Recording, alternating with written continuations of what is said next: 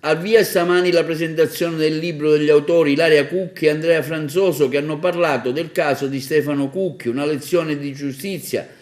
Ricordiamo che Stefano Cucchi aveva 31 anni e morì a 6 giorni di distanza dal suo arresto per detenzione di stupefacenti, mentre il giovane era sottoposto a custodia cautelare. I due militari sono stati condannati per omicidio preterintenzionale. L'iniziativa è stata organizzata dall'Istituto Leonardo, diretto da Patrizia Pilato. L'evento ha visto la sua conclusione con un appassionato dibattito tra gli alunni delle classi che vi hanno partecipato e gli stessi autori. Oggi è un'iniziativa che il Liceo Leonardo porta avanti nell'ambito degli incontri con l'autore, che rappresentano ormai uno dei pilastri fondamentali della nostra offerta formativa, ed è un'iniziativa che si colloca a pieno titolo nella nostra programmazione di educazione civica, una programmazione che vede al suo interno la conoscenza e l'approfondimento di un nucleo tematico dedicato interamente alla Costituzione. Di Costituzione, anche di Costituzione oggi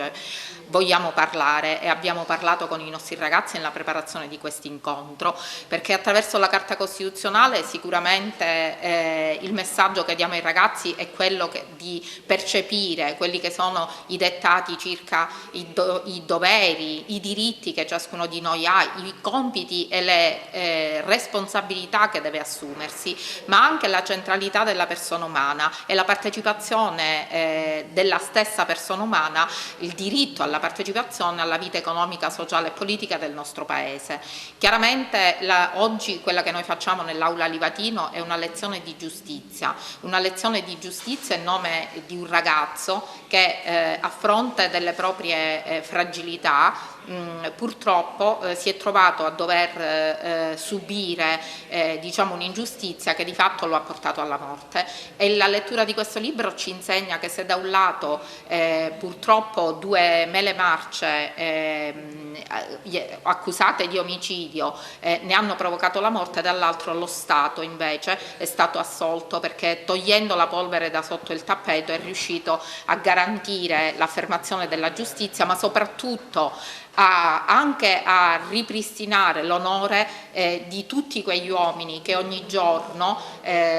anche molto giovani, difendono attraverso la divisa l'incolumità dei cittadini e garantiscono l'ordine pubblico nel nostro Paese. Quindi da un lato c'è una ricerca di giustizia, dall'altro c'è la certezza e la consapevolezza della garanzia che lo Stato offre a tutti noi cittadini di tutela della giustizia. Sì, un'esperienza interessante, ma direi soprattutto emozionante, ecco, soprattutto quando si parla con i giovani, si interagisce con i giovani, ci si rende conto che forse possiamo avere ancora una speranza, un po' quello che spero che possa trasmettere la mia storia e il mio racconto oggi qui in questo luogo meraviglioso di cultura e di crescita.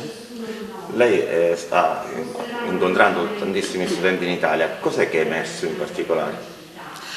Guardi, io ormai sono 12 anni, dai primissimi istanti dopo la morte di Stefano, che giro per l'Italia cercando di raccontare la nostra storia che altrimenti sarebbe finita nel silenzio come tante altre. Ho compreso perfettamente l'importanza di tutto ciò che stavo facendo e in qualche maniera ne ho accettato il sacrificio. Oggi sono stanca, la mia famiglia è distrutta, la nostra vita è distrutta su tutti i fronti, sul fronte emotivo, sul piano economico abbiamo perso tutto, e anche sul fronte della salute. I miei genitori si sono entrambi gravemente ammalati, ho dovuto compiere delle scelte, fare delle rinunce, ma l'unica cosa alla quale non rinuncerò mai è andare a parlare nelle scuole, nelle università, perché sento che lì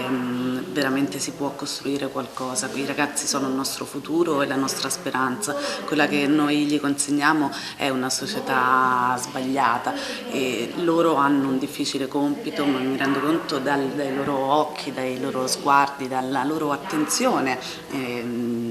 dal silenzio con il quale ascoltano le nostre storie, che veramente possiamo avere speranza in un futuro migliore. Lei ha fiducia nella magistratura, ma ha fiducia nelle forze dell'ordine dopo quello che è successo? Io ho fiducia nelle forze dell'ordine, e come l'ho sempre avuta fin da prima la morte di Stefano e tuttora. Io sono pienamente consapevole che se ne dica, nonostante io venga ad alcuni fronti definita il cosiddetto partito antipolizia, ho condotto per anni una battaglia proprio perché io nelle forze dell'ordine ci credo, così come credo nelle istituzioni, e sono fermamente convinta che in ogni ogni settore i ruoli sono fatti dalle persone, le persone sono individui al di là della divisa o del ruolo che rappresentano, e la battaglia che ho portato avanti l'ho fatta per me, l'ho fatta per i miei figli, l'ho fatta per l'intera collettività, ma io credo di poter dire anche e soprattutto per le forze dell'ordine, per ogni